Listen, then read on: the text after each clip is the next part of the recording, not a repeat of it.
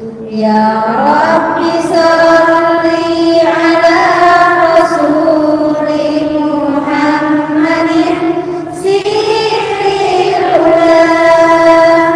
Ya Rabbi salli ala Rasuli Muhammadin sirril ula.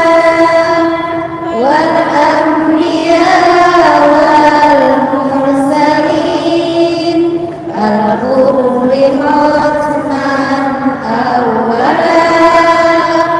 Wal anbiya wal mursalin al-qurri khatman awwala.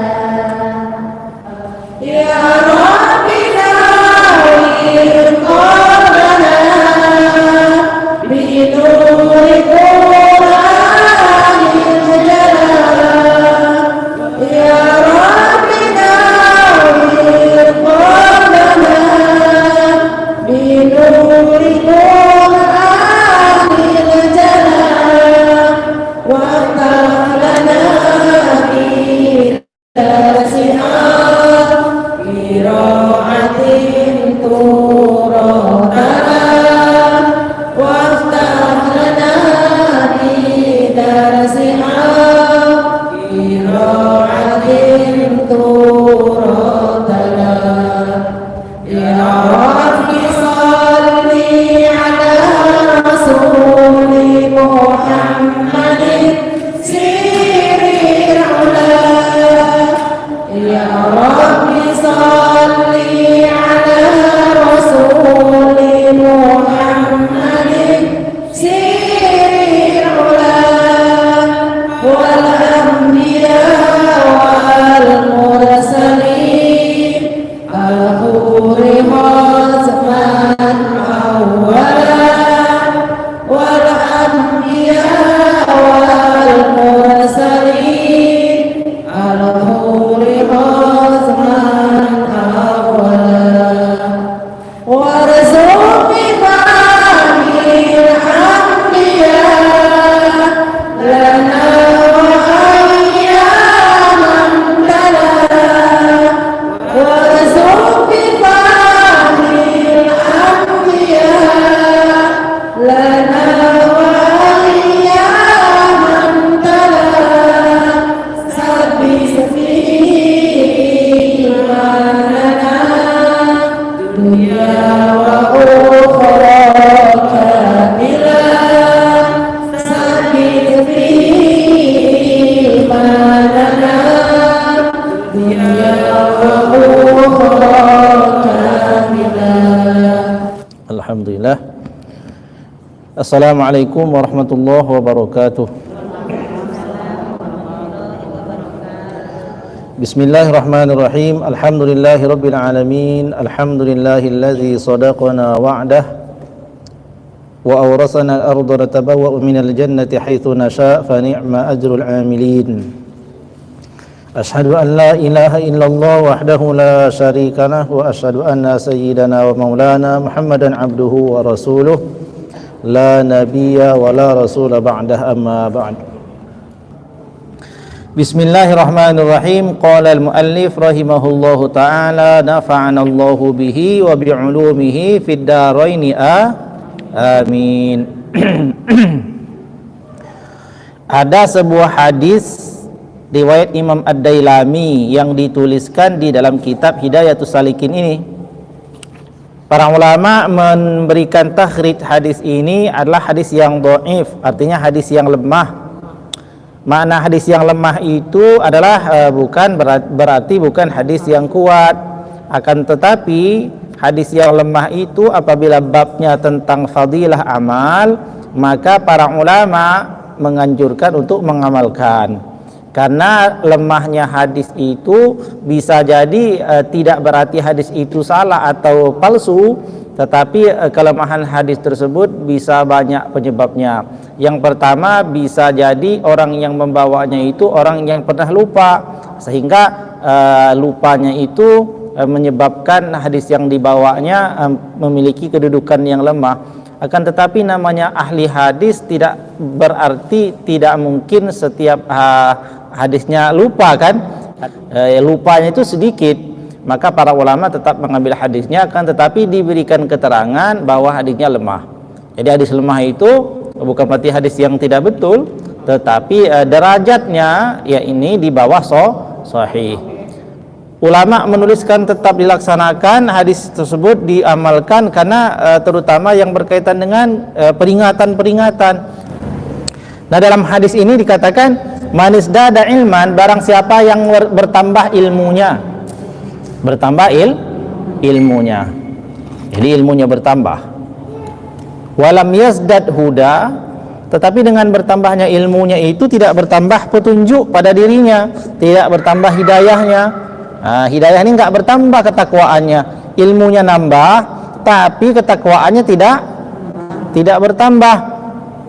Maka keadaan orang yang demikian ini lam yazdad minallahi illa bu'dan, maka sungguh tidaklah bertambah dirinya kepada Allah melainkan bertambah jauh. Jadi ini peringatan juga bagi kita, kalau kita sudah rajin ngaji, sudah banyak pengetahuan yang kita dengarkan, maka harus seperti itu pula lah banyaknya amal. Nah, barang siapa yang bertambah ilmu pengetahuannya, iya kan, bertambah ilmu pengetahuannya, namun amal ibadah atau petunjuk pada dirinya ini tidak bertambah, maka tidaklah ia ini melainkan bertambah jauh kepada Allah. Nah, ini perkara yang masuk akal, sebab orang itu, ibu sekalian, semakin banyak pengetahuannya, semakin pula banyak dituntut beramal. Ketika pengetahuannya itu banyak lalu amalnya tidak bertambah, berarti sudah sekian banyak perbuatan-perbuatan yang mestinya ia laksanakan tidak dia laksanakan. Berbeda ketimbang dia sebelum tahu. Pada saat ia belum tahu, maka ia tahunya hanya sedikit kan. Yang sedikit itu andai dia tidak jalankan, maka sedikit itulah jauhnya dari Allah. Tapi kalau seorang yang sudah rajin menuntut ilmu lalu kemudian ilmunya sudah banyak, amalnya tidak bertambah, seperti itu saja, maka dia bertambah jauh. Karena kalau umpamanya tadi pengetahuannya ada 3, diamalkan semua, dia dekat kepada Allah kan, karena dia mengamalkan seluruh pengetahuannya. Tapi ketika bertambah ilmunya itu menjadi 10 dari 3 tadi itu, tapi amalnya tetap 3, berarti ada 7 yang tidak diamalkan, itu maksudnya. Makanya para ulama menuliskan di dalam kitab-kitab yang menjelaskan tentang fadilah ilmu itu. Jadi ketika kita ini sudah menuntut ilmu, belajar, ada pengetahuan baru yang kita ketahui, lalu mampu kita amalkan, maka kita amalkan meski hanya satu kali. Jadi ingat, ini ilmu-ilmu, baik itu doa-doa ataupun sesuatu yang sunnah yang sebelumnya belum kita ketahui, setelah kita tahu jangan ditunda-tunda, langsung amalkan walau hanya satu kali. Jadi kata Nabi SAW dalam kitab Al-Azkar itu dituliskan oleh Imam Nawawi, ketika telah datang kepadamu satu ilmu, satu khabar yang benar, kemudian kamu mampu mengamalkan, maka segeralah amalkan olehmu walau hanya satu kali, agar kamu termasuk bagian dari ahlinya. Maksud ahlinya itu gimana? Orang yang sudah mengamalkan ilmu tersebut. Jadi perkara bisa kita amalkan terus setelah itu, yaitu namanya anugerah dari Allah Subhanahu wa ta'ala, banyak amal kita. Tapi andainya kita tidak lagi mampu melaksanakan setelah satu kali itu, kita sudah menjadi bagian orang yang mengamalkan ilmu tersebut. Jadi ini diingat-ingat nih, manis dada ilman, barang siapa yang bertambah ilmunya, walam yazdad huda, tapi enggak bertambah amal, tidak bertambah petunjuknya, lam yazdad minallah illa bu'da, maka niscaya tiada bertambah daripada Allah Ta'ala itu melainkan ia bertambah jauh.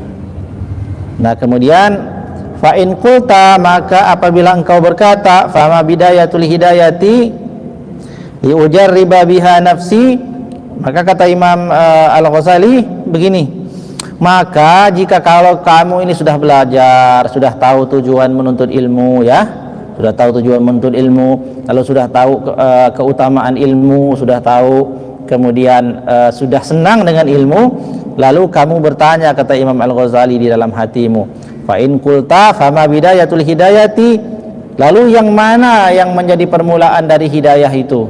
Kan dalam kalimat sebelumnya dikatakan bahwasanya tujuan kita ini menuntut ilmu tidak hanya dapat riwayat, tidak hanya dapat ilmu yang kita hafal ini kan, tapi jauh lebih daripada itu, kita ingin mendapatkan hidayah dari Allah. Karena ada zaman dahulu, na'udzubillah min zalik, orang ini yang dapat banyak ilmu tapi tidak dapat hidayah. Contohnya, dulu ada seorang orientalis namanya Snock Horgren. Orang ini sengaja belajar agama, tapi ternyata tujuannya belajar agama itu bukan untuk mengamalkannya dan bukan untuk mendapatkan hidayah. Dia belajar agama ini ternyata ada maksud yang lain. Alhasil di dalam sejarah dituliskan bahwa orang ini namanya Snock Horgren ini sampai hafal Al-Quran. Jadi berangkat sendiri beliau ini, seorang Snock Horgren itu berangkat ke Mekah sana belajar agama sampai hafal Al-Quran, ya. Kemudian berangkat ke Aceh yang menjadi orang juga yang berperan untuk meruntuhkan Aceh yang kuat agamanya itu, kemudian disusupi, kemudian dipelajari adat istiadatnya, kemudian untuk dihancurkan masyarakatnya. Nah, orang ini dapat ilmu, bahkan hafal Al-Quran, tapi ternyata tidak dapat hidayah. Nah, orang yang benar dalam menuntut ilmu itu dia dapatkan riwayatnya, dia tahu ilmunya, lalu kemudian tujuan setelah itu dia juga ingin mendapatkan hidayah. Lalu setelah kita diberitahu bahwa tujuan kita ini untuk mendapatkan hidayah, lalu kita bertanya, awal dari hidayah itu apa? Ya kan? Nah, kira-kira kita ini udah dapat hidayah apa belum gitu? Insyaallah, tandanya apa udah dapat hidayah? Hidayah, bukan hidayah tetangga ibu-ibu, ya. Nah, kira-kira permulaan hidayah. Nah, kita perhatikan sama-sama permulaan hidayah itu apa. Maka jikalau kamu telah bertanya yang demikian itu, kata Imam Al-Ghazali, fa'la, maka ketahuilah anna bidayataha, bahwa sesungguhnya awal daripada hidayah itu zahiratut taqwa, zahirnya sebuah ketakwaan. Artinya ketakwaan yang zahir kita tunjukkan sudah bagus. Zahirnya dulu nih. Awal hidayah itu zahirnya bagus. Yang tadinya dia membuka aurat menjadi tidak membuka aurat lah. Ini semua zahir nih. Yang tadinya masih berani jalan-jalan keluar rumah pakai celana pendek kemana-mana, setelah itu dia mendapatkan awal daripada hidayah itu, dia sudah tidak lagi berani yang demikian itu. Kemudian awalnya ia adalah seorang yang suka berbicara kotor, lalu setelah dia mendapat hidayah itu, awal dari dia mendapat hidayah ini, ingat nih, baru awal ini, ya. Kemudian dia sudah meninggalkan kata-kata kotornya, yang tadinya dia sering bertengkar umpamanya dengan saudaranya atau dengan tetangganya, umpamanya sering cakar-cakaran umpama. Ibu-ibu serius benar. Serius memang ya, serius memang ini. Tak serius apa ngantuk, nggak tahu, semua pada pakai masker. Ya, ini baru zahir. Yang tadinya suka ngomong kotor, sekarang nggak ngomong kotor lagi. Yang kemarin suka melepaskan hijab atau jilbabnya keluar, sekarang sudah tidak lagi. Itu namanya awal hidayah yang tampak pada ketakwaan zahir. Jadi ibu-ibu ini sudah takwa semua secara zahir. Iya kan? Ya. Wa nihayataha batinatut taqwa, dan akhirnya puncak hidayah itu ini kita sudah diakui betul oleh Allah Subhanahu wa taala sebagai orang yang telah dikukuhkan mendapatkan hidayah ketika kita sudah mendapatkan batinatut taqwa, ketakwaan batin. Jadi ketakwaan batin. Seperti apa sih ketakwaan batin itu? Nih, kalau ibu ini bersedekah, itu namanya ketakwaan batin atau zahir? Batin. Zahir dan batin. Batin atau zahir? Batin. Oh, ada perbedaan pendapat ini rupanya. Batin. Batin ya. Jadi ketakwaan ini kasih beda nih. Ketakwaan zahir itu ketakwaan yang kelihatan perbuatannya. Kalau ketakwaan batin itu nggak bisa dilihat, yang tahu cuman dirinya saja. Maka bersedekah itu apa ibu-ibu? Ketakwaan apa? Zahir. Nilainya tadi berapa? Nilai berapa tadi?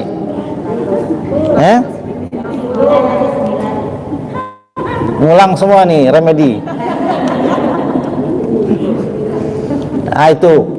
Jadi ketakwaan zahir itu ketakwaan yang terlihat. Ibu berbuat baik ini kelihatan, bisa lihat orang lain, kelihatan. Artinya gerak-gerik tubuh. Kemudian kalau orang berkata-kata kotor tuh kedengeran nggak? Kedengeran. Setelah dia diam, nggak kelihatan lagi kan? Nah, iya kan? Kelihatan juga kan? Kelihatan dia nggak ngomong lagi kan? Nggak biasa ngek gitu, nggak kan? Nah ini namanya semua ketakwaan zahir. Ketakwaan batin itu apabila ibu ngasih sedekah nih, ibu bersedekah kan namanya ketakwaan zahir, kelihatan ya. Tapi belum tentu nih diterima nih, ya kan? Kalau niatnya bukan karena Allah. Nah, niat benar karena Allah, bukan karena yang lain. Di dalam hatinya benar-benar dia ingin mengharapkan ridho Allah Subhanahu wa taala melalui gerak daripada badannya ketika dia bersedekah ini disebut dengan ketakwaan batin. Nah, ketika sudah sama nih daripada perbuatan zahir dan batin kita, itulah yang dapat namanya disebut dengan afiyah, sehat wal afiat zahir dan batin. Sehat dia dari perbuatan-perbuatan haram secara yang tampak, dan dia akan selamat pula nanti di akhirat sebab amalnya diterima. Tapi kalau dia berbuat baik berupa ketakwaan zahir saja, tapi di hatinya ini bukan karena Allah, maka dia belum mendapatkan hidayah yang sesungguhnya. Jadi kita nih mengawali hidayah itu dapat setelah zahir kita buat. Ibu datang ke masjid belajar ini untuk ilmu ini ketakwaan zahir. Ketakwaan batinnya, bila ibu datang ke sini sudah penuh dengan kesadaran bahwa ini adalah kewajiban yang diperintahkan Allah dan Rasulnya. Setelah ibu mendapatkan ilmu, ibu betul-betul bersyukur lalu berniat mengamalkannya supaya Allah meridhoi. Itu namanya sudah dapat ketakwaan batin. Ketakwaan batin inilah yang lebih dilihat menentukan ketinggian derajat seseorang di sisi Allah. Inna akramakum indallahi atqakum. Sesungguhnya yang paling mulia di antara kalian ini di hadapan Allah Subhanahu wa taala siapa ia yang paling bertakwa. Takwain dalam jiwa itu. Wala tuzakki anfusakum huwa a'lamu bimanittaqo. Janganlah kamu merasa suci, janganlah kamu merasa paling suci di tengah-tengah orang-orang yang ada di sekeliling kalian ini. Sesungguhnya Allah lah yang lebih tahu siapa di antara kalian yang betul-betul bertakwa. Jadi lomba-lomba lah berbuat dengan ketakwaan, tapi nggak cukup juga. Ya udah kalau gitu saya takwa zahir saja, takwa batin saja, tapi zahir nggak perlu. Yang penting kan saya baik hatinya, nggak pernah bersedekah, nggak pernah baca Quran, nggak pernah berangkat ke majelis taklim, pokoknya takwa batin aja. Nah, nggak bisa juga, harus dua-duanya. Yang pertama takwa zahir, yakni perbuatan-perbuatan baik yang tampak bisa dilihat oleh mata. Kemudian takwa batin adalah apa yang ada di dalam hati. Paham nggak ini? Paham? Nah, kalau paham saya pulang. Ya, dilanjutkan ya. Alhamdulillah. Nah, Jadi awal hidayah itu apa? Takwaan Zahir. Akhirnya ketakwaan batin. Jadi ibu-ibu sekalian, ibu juga harus ikut berdakwah. Ya, ikut berdakwah. Minimal mengajak orang untuk hadir juga seperti ibu-ibu. Ibu-ibu sudah tekun, masya Allah, sudah bertahun-tahun ngaji itu, insya Allah itu sudah perkara yang menjadi tanda istiqomah, yang amal ibadahnya insya Allah Allah terima. Tapi setelah itu ibu juga harus punya rasa di hati ingin supaya saudara-saudara sekalian, saudara-saudara kaum muslimin yang ada di sekitar-sekitar yang ibu itu juga mendapatkan kenikmatan yang ibu rasakan. Jadi jangan cukup ya udah, yang penting saya udah baik, saya udah ngaji, orang lain mana ngaji, nggak usah ikut lah.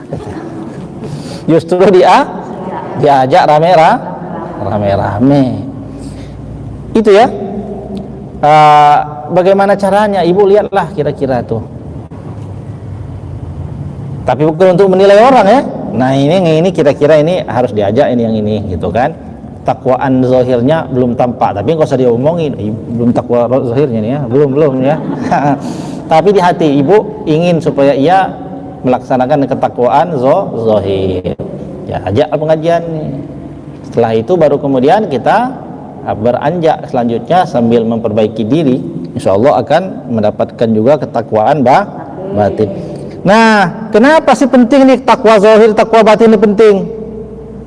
Fala aqibata illa littaqwa, karena tidak akan orang itu dapatkan surga berupa balasan itu melainkan dengan itu, dengan ketakwaan. Ketakwaan apa? Batin aja. Zahir dan batin. Jadi nggak bisa takwa batin aja, tapi buka aurat kemana-mana, ya nggak bisa. Oh kalau gitu takwa zahir saja, tutup aurat kemana-mana, bagus, tapi hatinya kok kotor atau tidak pernah berzikir, bahkan merasa diri yang lebih baik, mah nggak bisa. Jadi yang bakal masuk surga itu dikatakan fala aqibata illa littaqwa. Takwa ini maksud sini zahir dan batin. Wala hidayata illa lil muttaqin. Dan tidak ada yang akan mendapatkan hidayah tersebut melainkan orang yang takut kepada Allah. Wallahu a'lam bishawab. Nah, ini direnung-renungi ya, direnung-renungi.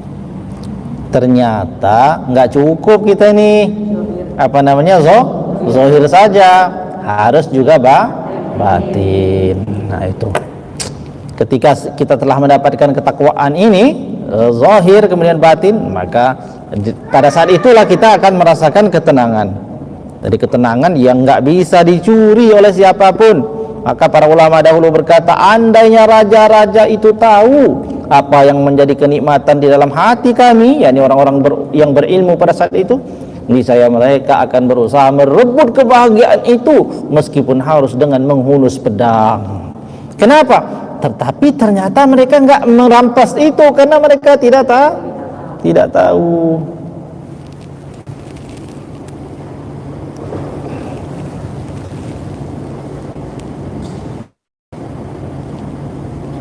Iya. Ada gangguan. Gangguan kuota.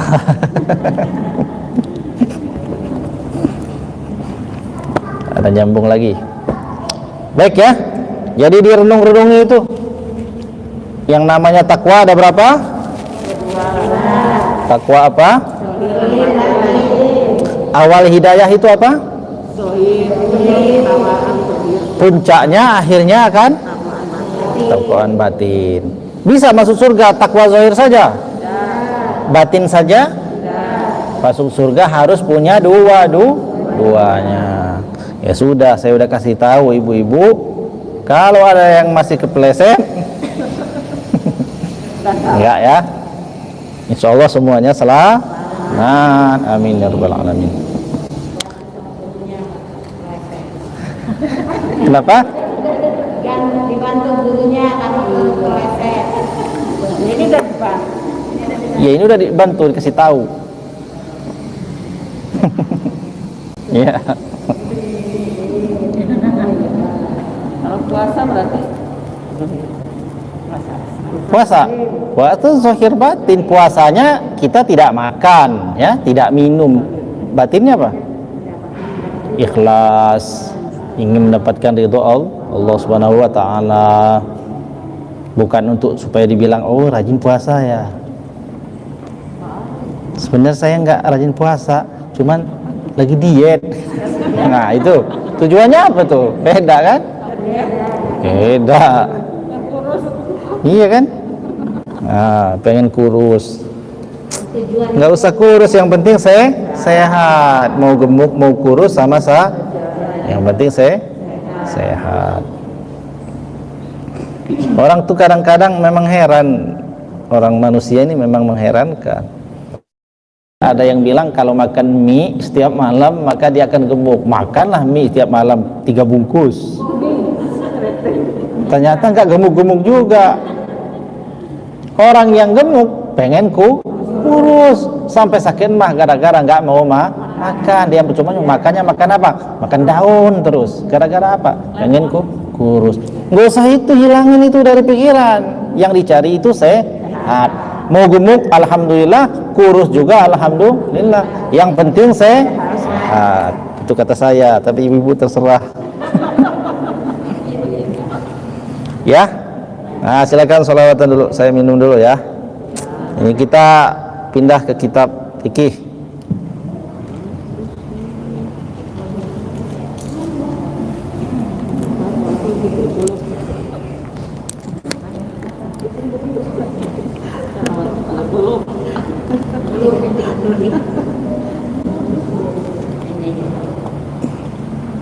Ya Rabbi salli ala